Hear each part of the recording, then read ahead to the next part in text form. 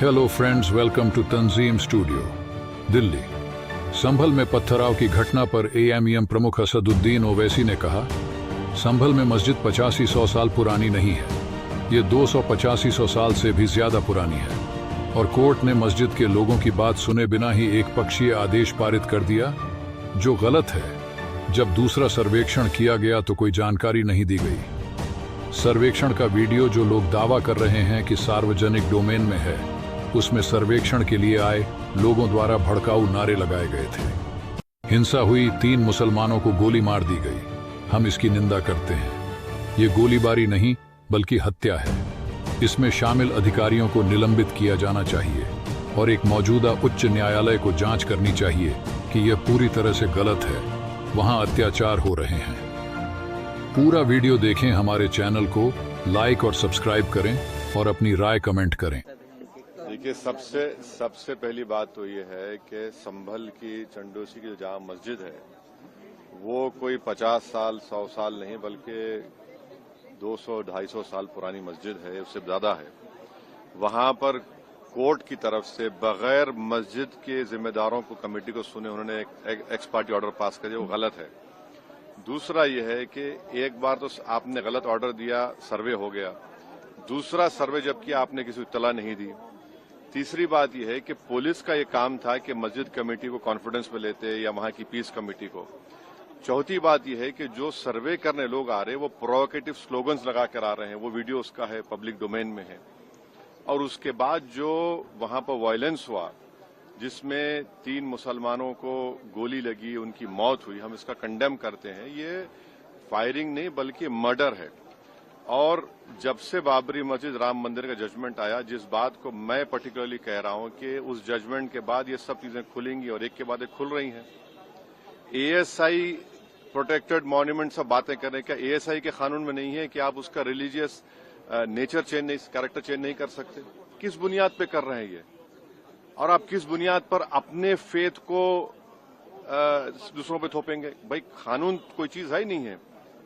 जिस दिन कोर्ट में सुनवाई होती है उसी दिन ऑर्डर हो जाता है, उस दिन सर्वे भी हो जाता है। ये तो 1948 में ऐसे ही हुआ था बाबरी मस्जिद में। तो ये जो फायरिंग हुई है ये फायरिंग नहीं है, मर्डर है। और जो भी ऑफिसर्स इन्वॉल्व है उनको सस्पेंड करना चाहिए और एक सिटिंग हाईकोर्ट जज से उसकी इंक्वायरी होनी चाहिए। ये सरासर गलत है, जुल्म हो रहा है वहां पर। तो संभल में वहां के सांसद पे एफआईआर दर्ज कर दिया गया। आप जिस पे चाहे कर लीजिए भाई, जिस पे भी चाहे कर लीजिए।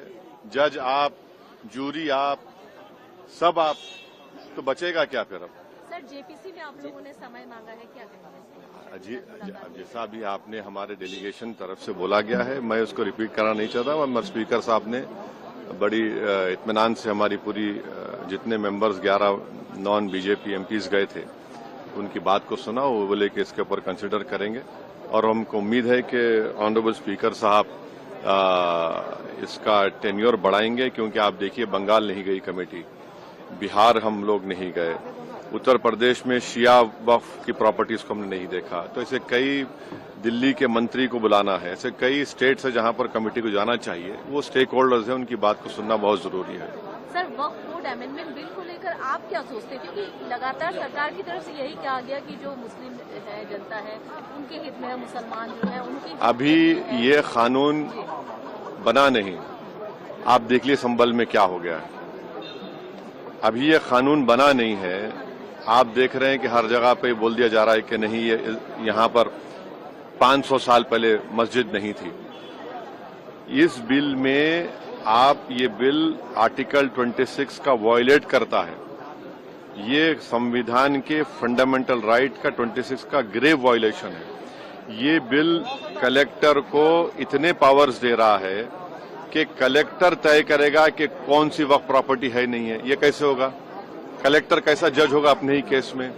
तीसरा, आप किस बुनियाद पर इस बिल में आप नॉन मुस्लिम को मेंबर बना रहे हैं? जितने धर्म की बुनियाद पर, चाहे वो हिंदू धर्म के एंडोमेंट बोर्ड्स हो, चाहे दिल्ली का एसजीपीसी हो या उसका एक्ट हो, या क्रिश्चियंस के जो भी उनके धर्म के संस्थान हैं, वहां पर तो कोई उसी धर्म का आदमी मेंबर बनता है। आप तो कंपलसरी स्टेट वक्फ बोर्ड में जहां पर 11 मुसलमान बनते थे, वहां पर आप मेजॉरिटी नॉन मुस्लिम बनाना चाह रहे हैं। सेंट्रल वक्फ काउंसिल में मेजॉरिटी ऑफ नॉमिनेशन को बनाना चाह रहे हैं। क्यों करना चाह रहे हैं आप? ये क्या मकसद है आपका? कलेक्टर को इतना पावर दे रहे हैं, तो ये आर्टिकल 26 का ग्रेव वायलेशन है और इसीलिए वक्फ को बचाने के लिए नहीं लाया जा रहा है, ये वक्फ को खत्म करने के लिए, और वक्फ बोर्ड को सिर्फ एक पोस्ट ऑफिस बना के रखना चाह रहे हैं। तो जो वक्फ की प्रॉपर्टी है वो गवर्नमेंट की दी भी नहीं है, इसको मुसलमानों की गाड़े खून की कमाई है, तो आप उसको छीनना चाह रहे हैं और उतना ही मकसद है सरकार का। आप देख रहे हैं संभल में क्या हो रहा है, ऐसे ही और वाकयात होते रहेंगे।